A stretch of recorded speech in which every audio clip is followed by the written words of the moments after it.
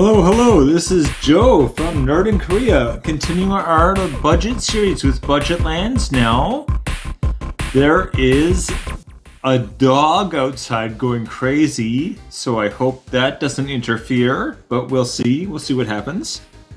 So anyway, right when I hit record, the dog started going crazy, so yeah. You know, standard stuff, standard.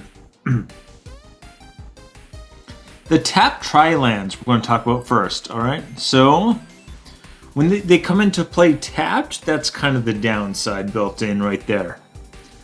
But they can be tapped for 3 different colors of mana, right? So you choose which one you want whenever you tap it. That's very handy. And they have combinations for all the 3 colors. So basically there are 10 3-color combinations. There's one of these for every different one, okay? So, you can see some examples here. Crumbling Necropolis, Arcane Sanctum. I actually need to get another Arcane Sanctum. But anyway. Mystic Monastery, which I also need to buy another because I have another Jeskai deck. Frontier Biovac, and Opulent Palace. These are all 50 cents and under, so very cheap and easy to get. We are going to use this as kind of like the baseline for budget things, okay? Well, especially the tricolor ones for budget. All right, and the layers, the next one. So the EDH is actually named after the Elder Dragons, and there's 5 of them, so they released 5 layers for the dragons, right? These are the layers for the dragons. Alright, so one of the dragons is named Crossus, and his colors are blue, black, and red. Again, so that's Grixis, I believe is what it's called. And yeah, when these come in, they do not come in tapped, which is nice. But when they come in, you have to return another land to your hand. Or bounce. It's called bounce another land. But what you can do is tap that land first, and then play this, and then return the tapped land. So you still get mana from it. So that's not bad. Unfortunately, after that, every turn after, you're essentially losing 1 mana, because you have 1 less land, right? So it might be worthwhile, it might not, but you also have options here, right? If you do not bounce a land, you sacrifice this land. So you can send it to your graveyard, basically. Some decks will benefit from sending lands or things to the graveyard, so having this as an option can be very worthwhile. Again, there are 5. I have listed out the different colors and combinations. So, I mean, Bant is always nice too. Again, the green, blue, white is Bant. So that's a nice thing to have. I should really buy it. I believe I have all of these, but I should buy more. Okay, and 16 cents and under for those ones. But now we're getting to the ones where I think these are really underrated. These are amazing cards. Even I play them, and when I played them, people I'm playing with are like, whoa, where did you get that? What is that? Because what it does is actually really, I think, deceptively awesome. No Capenna Fetches. Alright, so here we got the Broker's Hideout. All of these are 39 cents and under, so very budget, right? For me, I say budget is $2 and under. This is well under. You know, under 50 cents is budget by anyone's standards. Anyway, when it comes into play, you immediately sacrifice it. So you play it, it goes to the graveyard immediately. And search your deck for 1 of 3 basic lands, and you gain 1 life. You get to search for a basic land that comes in tapped, and you gain 1 life, which is like, yeah, sure, why not? You know, okay. Not the point. But this is also great if you have something where you're able to play lands from your graveyard and just keep cycling it, right? Goes to the graveyard, pull it back out. Goes to the graveyard, pull it back out. just keep stacking up whatever basic land you need, and that will pay off very, very quickly. Cabaret Courtyard is mountain, forest, or plains. Maestro's Theater is island, swamp, or mountain. Obscure Storefront is plains, island, or swamp. And finally, Riveteer's Overlook is swamp, mountain, or forest. Okay, and again, these are all 39 cents and under.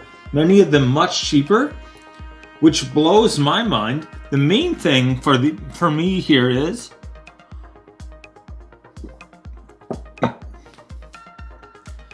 if you're playing Commander, you can put these in any deck, right? Usually lands, if they create a color that is not the color of your Commander, then you can't put it in. These do not have any color symbols, right? They don't have any color pips. They just say the name of the land. That means, especially if you have a 4-color or 5-color, you should probably have a bunch of these in, I would say. I've got a 3-color with a bunch of these, which maybe is pushing it, but even if they have 2 of the 3, I think it's still worthwhile, right? So yeah. And if you have a 4-color deck, they're guaranteed to have at least 2, right? Because you've got 4 out of 5, so you're only down 1. But yeah, it gives you a lot of flexibility, and mana fixing is so important. Guarantees that you can even look and say, oh well, I do have all my mana, but I've only got, 1 mountain. I'll get 1 more mountain just to be safe, It's never a bad idea, is what I mean. So I love these. They're very, very good, I think. And the fact that they are so cheap, even at this point, they've been out for like a year at this point, and they're still so cheap. I think people aren't like reading the card or something, because even just in general, they're amazing. And Commander, they're just like, they're nuts. Like, they are absolutely off the chain. Anyway, filter lands. Okay, these are getting a bit more specific and also kind of weird backstory here. Anyway, multiple versions exist. First of all, they come into play untapped. Very nice. They can be tapped for 2 mana, but require 1 to activate. Okay, 1 colorless though, to make 2 color mana, right? 2 mana that do have different colors of mana from 1 colorless. So let's say turn 1, you play a plains and tap it to get Soul Ring. Okay, well, you've got, 3 mana on the board right now. Turn 2, you play this for your land. So now when you tap your Soul Ring for 2 colorless, you can then tap this, use 1 of the colors to get 2 color mana. All right, so, and your plains, you're going to have 4 mana on turn 2. Basically putting you 2 rounds ahead. That's absolutely crazy. For each 2-color combination, once again, there are 10 combinations of 2-color as well as 3-color. You can get 1 for each of them. The allied pairs came out like over 20 years ago. So those are budget. Those are like 15 cents and under. And here's some of what I'm showing here is the allied pairs. And then there's the other ones are not budget. Even Mossfire Valley shouldn't be an allied pair, I think, but am I confused? Maybe. But anyway. So yeah, the enemy colors, those came out just like in the Fallout, actually. The Fallout set. They came out and they're like $10 each. So they're real expensive, but the other ones, the older ones, are definitely budget. Alright, so here we go. Going to get into some specific cards here rather than cycles of cards. Ancient Ziggurat. So maybe tap for one mana of any color. Okay, any color, obviously, very, very good. The bad thing, though, mana may be used only to cast creature spells. So you can only cast creatures with this mana. Creatures are the most common, card type in most decks. You're going to have more creatures than like anything else. So that's a minor limitation, but it is a limitation. Anyway, these are going for 151 at the lowest I could find was 151. And moving on, we've got Roadside Reliquary.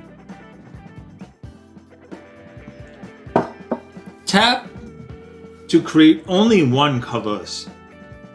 So it creates only one colorless. That's not great. But you can pay 2, tap it, and sacrifice it.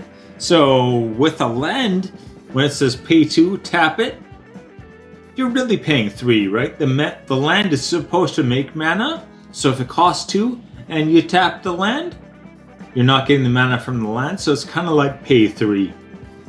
But anyway, tap it and sacrifice it. If you do, draw 1 card if you control an artifact and 1 card if you control an enchantment. So this is something that's great for like near the end of the game. At the beginning of the game, you have no land and you have 7 cards. So card draw is not very good. Putting lands down is very, very good, right? Lands are very valuable. Cards are low value.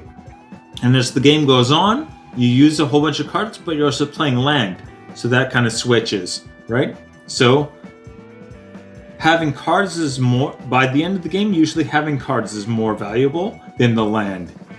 So sacrificing a land sounds like a really bad idea. And like in the first 5 or 6 turns, don't do it. But by the end of the game, especially if you're on like the last turn or 2, basically, you're paying 1 extra mana, right? If it's near the end of the game, to sacrifice and draw 2 cards, and maybe that gives you the selection you need to be able to win. So that is very, very good. Cryptic Caves. So once again, we got a tap for 1 colorless, and you can tap 1 or pay 1, tap, and sacrifice it. To draw 1 card. So it's draw 1 versus draw 2, but the 2 was conditional, remember. Enchantment, you get draw 1, artifact, you draw 1. This is draw 1 guaranteed. Depending on your deck, this might be a better fit. So this is 19 cents. And the previous one was 20 cents. Again, almost negligible difference. And if it's near the end of the game, you probably will have an artifact and an enchantment. But if you don't want to risk it, this is the safer option, right? Anyway, the budget lands. Ugh, they're all budget lands. My brain sucks. Windbrisk Heights. Okay, so hideaway lands we're looking at now. Oh yeah, I got there. Anyway, they enter tapped first of all, and they only tap for 1 colored mana. So that's a pretty rough start, entering tap, and you can only get 1 color of mana out of them. Not good, right? But why do we want them?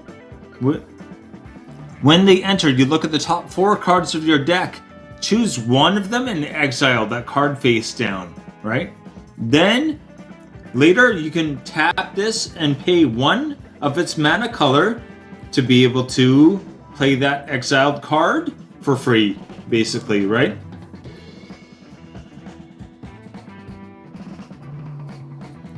See, this one I think is very, very easy to do. If you attack with 3 or more creatures on a turn, you can pay 1 and pay 1 white and tap this, and you get to cast your spell.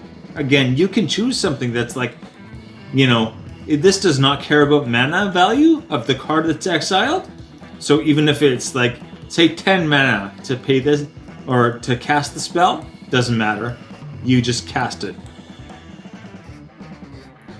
So yeah, it's a minimal cost, but instead you kind of have to fulfill this other condition. So Windbreast Kites is definitely one of the best ones. I think there's one that's even slightly better. So there's the blue as well. There's one for every basic land color. Here, Mosswort Bridge. This one is actually the cheapest one. I think I found one for like 6 cents. I think this is my number one and the cheapest. But anyway, you may play the exiled card without paying its mana cost if creatures you control have total power 10 or more. So you don't have to attack, you don't have to do anything. They just have to be sitting on the board and have 10 or more power. 10 is not a lot.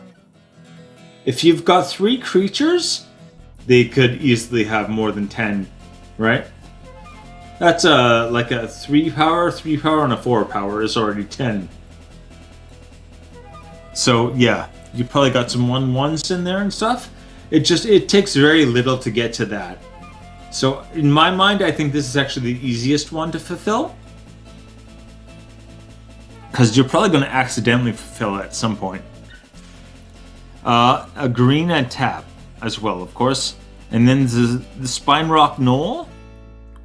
And Howl Touch Hollow. This one is the hardest, I think, by far.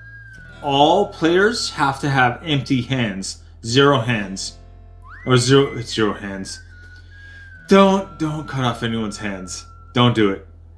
0 cards in hand. Cards in hand. Their hands have 0 cards.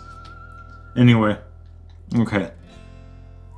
And then you can cast the spell. That's much harder to do. Even I'm building a discard deck, and I would be surprised if I frequently got all of everyone's cards gone. That would be great, but it's not super easy. Okay? So, Anyway, 30 cents and under, still good. Still good.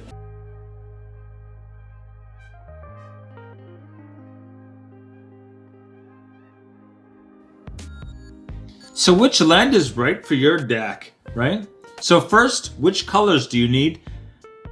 Second, how many land allow you to access that color of mana, right? So again, you might have dual ones that let you get dual lands, that let you get 2 colors.